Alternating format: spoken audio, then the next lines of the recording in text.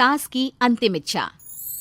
देखिए माँ जी, वो पड़ोस की लुटन मौसी है ना, उनकी बेटा बहू उन्हें गोवा ले जा रहे हैं।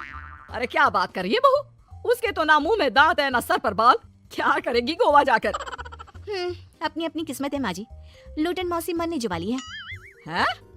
अरे बहू ये कैसा मरना हुआ जो पहले से ही पता है और ऊपर से गोवा भी घूमने जा रही है।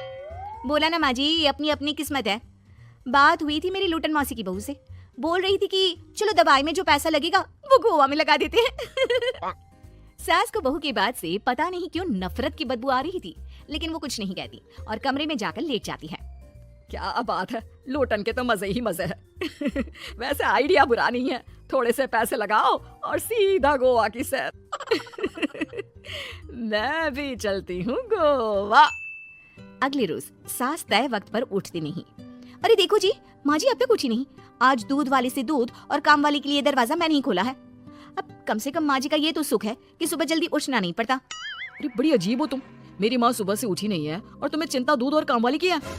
अरे तुम्हें चिंता है ना तो जाओ जाकर देखो क्या हो गया। वैसे मेरी किस्मत कहाँ लुटन मौसी की बहू जैसी। बेटे को माँ की चिंता होती है, वो सोचता है कि कहीं माँ की सांसें तो नहीं रुक गई और हमें पता ही नहीं चला। बेटा माँ के कमरे में जाता है और वहाँ जाकर, माँ क्या हो गया है तुम्हें? बेटा लग नहीं रहा कि अब मैं बचूंगी, लल्लन डॉक्टर के पास ले चले। अरे कैसी बात कर रही है माँ, तेरी तबीयत सीरियस है और मैं तुझे लल्लन झूला छाप डॉक्टर के पास ले जाऊं? ना ना ना। अरे तो कहाँ ले जाएगा बता दे, वहाँ एडवांस दे दिया है मैंने, वो क्या कहते हैं गूगल पे से। हैं? तूने क्यों पैसे दिए माँ? तुझे पता था क्या कि तू बीमार होने वाली है? सास को लगता है कि कहीं चोरी पकड़ी तो नहीं गई। वो हड़बड़ा जाती है और उसे पसीने निकलने लगते हैं। अरे माँ क्या हो गया, सर्दी में भी पसीने? लगता है तेरी तबीयत ज्यादा ही खराब है और लल्लन डॉक्टर पास ही में है, चल उसी को दिखा देता हूँ। माँ को लेकर बेटा डॉक्टर के पास जाता है, जहाँ माँ ने पहले ही पैसे देकर सेटिंग कर रखी थी। डॉक्टर के क्लिनिक में जाते ही डॉक्टर की ओवर एक्टिंग की दुकान खुल जाती है। हाय राम माँ जी, हे भगवान, अब तो कुछ नहीं हो सकता, ये तो मरने वाली है बेटा। हैं? ओए डॉक्टर है इसलिए इज्जत से बात करूंगा, नहीं तो मेरी माँ को देखे बिना ये बकवास करने के लिए तेरे मुंह में घूसा मार देता। अरे ना ना बेटा ऐसे मत बोल, वो डॉक्टर है, उसे वो दिख जाता है जो किसी को नहीं दिखता। हाँ माँ शायद तू ठीक बोल रही है। डॉक्टर क्या दिखा आपको? हमारे डॉक्टर जी, जिन्होंने पहले से ही माँ से बोलने के पैसे ले रखे थे। यमराज, काला भैंस, वो तुम्हारी माँ को ले जा रहा है, ले जाओ इन्हें। यार माँ ये डॉक्टर ही या तांत्रिक, क्या क्या बोला जा रहा है? अरे बेटा वो डॉक्टर है, उससे वो दिखता है जो किसी को नहीं दिखता। इनकी हर इच्छा पूरी करो, क्योंकि यम नहीं चाहते कि इनकी कोई भी इच्छा को अधूरी रखा जाए। निराश मन से बेटा माँ को लेकर घर आता है। माँ आज से मैं ऑफिस नहीं जाऊंगा, चल तुझे वो झूले वाले पार्क में ले चलता हूँ जहाँ तू पिताजी के साथ जाया करती थी। ठीक है बेटा चल, लेकिन साथ में वो बीड़ी का बंडल रख लेना, तेरे पिताजी वहीं झाड़ी में पिलाते थे मुझे। हैं? माँ कैसी बात कर रही हो? वैसे भी जीवन के 4 दिन बचे हैं और तुम। अरे देख बेटा, ना पिलानी तो ना पिला, लेकिन सुना ना तूने डॉक्टर ने क्या कहा कि मेरी कोई इच्छा खाली नहीं रहनी चाहिए। अरे वैसे बेटा 4 दिन की जिंदगी है, न जाने कब मौत आ जाए। माँ के मुंह से मौत का नाम सुनकर बेटा गंभीर हो जाता है, उसकी आंखें लाल हो जाती है। वो माँ का हाथ पकड़ लेता है। माँ को भी लगता है कि उसकी मौज मस्ती कहीं बेटे को डिप्रेशन में ना डाल दे। देख लल्लन का फोन आया था, बोल रहा था कि हो सकता है मौत ना भी आए, पर इच्छा पूरी करके रख दे, जब जाऊंगी तब तृप्त होकर जाऊंगी, क्यों? तभी बहू की आवाज आती है, माँ जी आपकी फेवरेट गट्टे की सब्जी बनाई है। सास खाने के टेबल पर जैसे ही बैठने वाली होती है, बहू उनकी चेयर पीछे करती है और प्यार से बिठाती है। बहू शांत हो जाती है, वो माँ को बस देखती है और उनकी हर बात मानती है।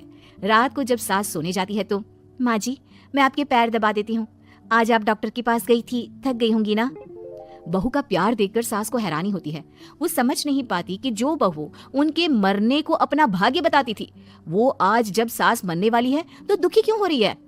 क्या सोच रही है माँ जी? यही ना कि मैं ऐसा क्यों कर रही हूँ? माँ जी मैंने आपको हमेशा अपनी माँ माना है। माना आपसे नाराज होती थी, परेशान होती थी, आपकी बातें चुभती थी, लेकिन यकीन माने प्यार बहुत है आपसे मुझे। सास बहू को गले लगा लेती है। अरे तू क्यों मुंह में डाल रही है, आज नहीं तो कल मुझे मरना ही है ना। बहू रोने लगती है और वहां से चली जाती है। अब तो सास आए दिन कोई ना कोई डिमांड करती जिसे बच्चे पूरा करते। मुझे ना वृंदावन जाना है, कृष्ण की नगरी देखने। जी माँ जी, हम आपको लेकर चलेंगे। माँ मैं कल ऑफिस से छुट्टी ले लेता हूँ। बेटा अब आए दिन छुट्टी लेता और माँ को घुमाता फिराता। एक दिन बॉस कहते हैं, रमन क्या बात है, मैं देख रहा हूँ पिछले 1 महीने से तुम ना काम करते हो ना दाम, बस सारा दिन इमोशनल से बैठे रहते हो। ऐसे में तो कंपनी तुमको और नहीं रख पाएगी। मैं खुद ही नौकरी छोड़ने की सोच रहा था बॉस। वो क्या है कि माँ का आज नहीं तो कल कभी भी देहांत हो सकता है। इतना कीमती समय मुझे तो पल पल उनके साथ रहना होगा। पता नहीं कब वो मुझे छोड़कर चली जाए। और बेटा नौकरी छोड़ देता है। माँ मैंने नौकरी छोड़ दी है, आज से मैं तेरे पास रहूंगा। माँ जी मैंने भी बच्चों का नाम स्कूल से कटवा दिया है, अब हम सब आपके पास ही रहेंगे और आपकी सारी इच्छा पूरी करेंगे। अब सास को लगता है ये तो कुछ ज्यादा ही हो गया। अरे बेटा नौकरी नहीं करेगा तो खाएगा क्या, बच्चे स्कूल नहीं जाएंगे तो साल बर्बाद हो जाएगा। वो समझ नहीं पाती कि क्या करे, कैसे ये ड्रामा खत्म करे।